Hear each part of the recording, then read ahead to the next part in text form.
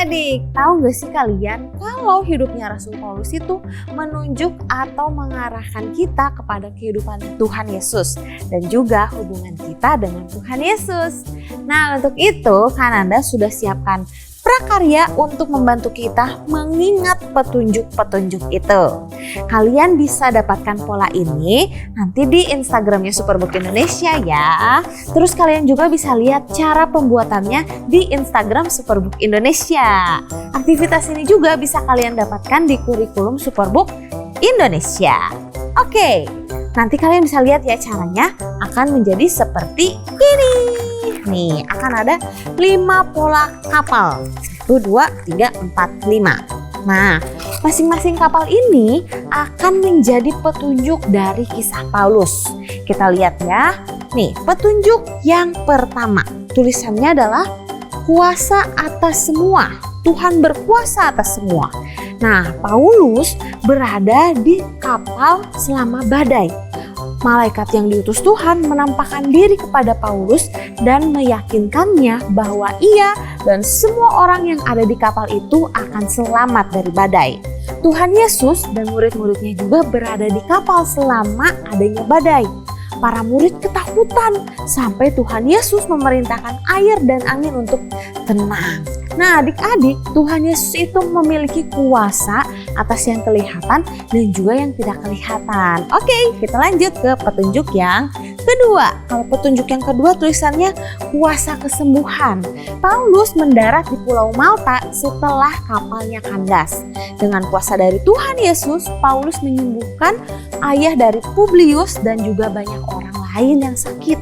Tuhan Yesus oleh kuasanya sendiri mampu menyembuhkan segala macam penyakit. Oke, yang ketiga. Yang ketiga adalah tuduhan palsu.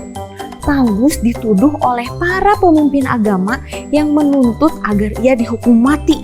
Ia ditangkap, dipukul, dan diadili. Tuhan Yesus juga ia dituduh oleh para pemimpin agama, ditangkap, dipukuli, diadili, sampai akhirnya Tuhan Yesus disalibkan. Nah, petunjuk yang keempat sekarang adalah serangan ular.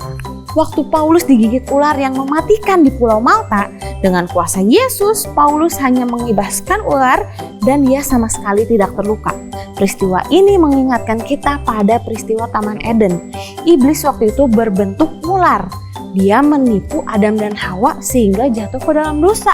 Nah, Tuhan berbicara kepada iblis bahwa putranya akan mengalahkan dia.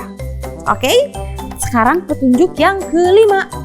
Petunjuk yang kelima adalah dengan kami untuk kami. Petualangan Paulus menunjukkan kebenaran penting tentang hubungan kita dengan Tuhan Yesus. Paulus menjadi bersemangat ketika Tuhan Yesus menampakkan diri kepadanya di penjara. Tuhan Yesus juga bersama dengan kita di masa yang baik ataupun di masa-masa yang sulit.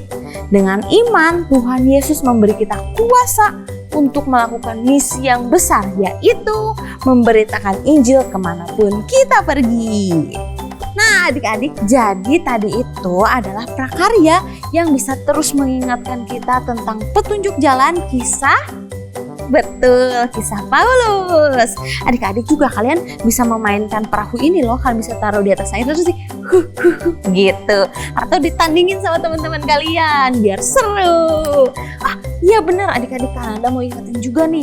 Kalau tanggal 29 Maret nanti, 29 Maret kita akan ada nonton spesial episode Paskah.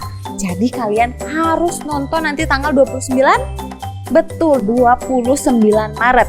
Dan juga kalian harus ingat kalau nanti tanggal 29 Maret itu juga akan ada pengumuman cerdas cermat Alkitab. Siapa ya yang akan jadi pemenangnya? Aduh, Kananda penasaran deh. Tapi kayaknya Kananda tahu deh. Rahasia sampai tanggal 29 nanti ya. Jadi pastiin kalian harus nonton tanggal 29 Maret 2024. Oke? Super kebenaran kita hari ini adalah aku dapat menyelesaikan misi Tuhan jika aku fokus pada Yesus. Cukup untuk petualangan kita hari ini ya. Gizmo akan menunggu kalian di petualangan Alkitab berikutnya. Tetap berdoa dan bersukacita dalam Tuhan.